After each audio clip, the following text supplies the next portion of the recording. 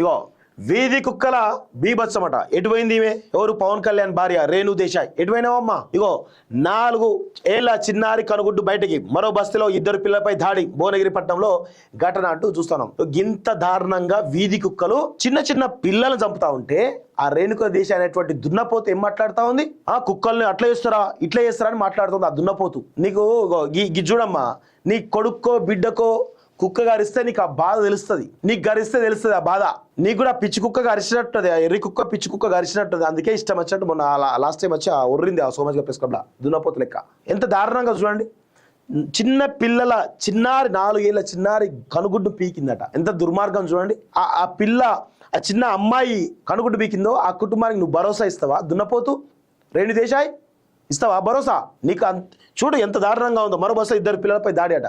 ఎవరు? ఒకసారి కుక్క గరిస్తే దాదాపు జీవితాంతం ఆ బాధ ఉంటుంది తెలుసా?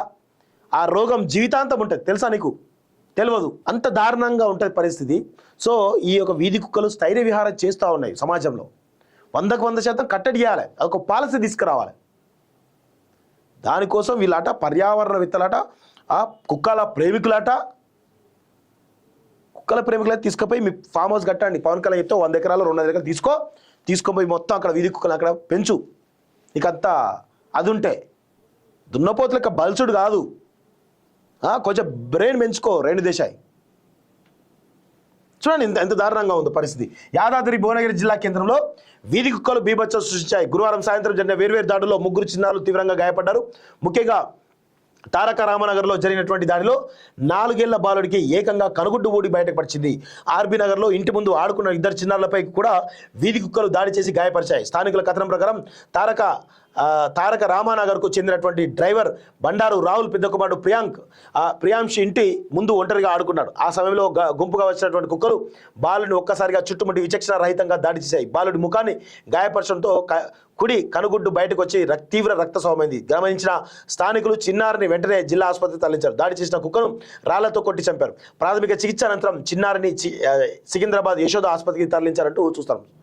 సో వాళ్ళ కుటుంబానికి భరోసా ఇస్తావా రేణు దేశాయ్ దున్నపోత? మా సిగ్గుండాల కొంచెమైనా సిగ్గు శరం లేకుండా పవన్ కళ్యాణ్ ఇచ్చినటువంటి డబ్బులతోటి ఎంజాయ్ చేస్తున్నావు. ఇంతే కదా నువ్వు చేసేది.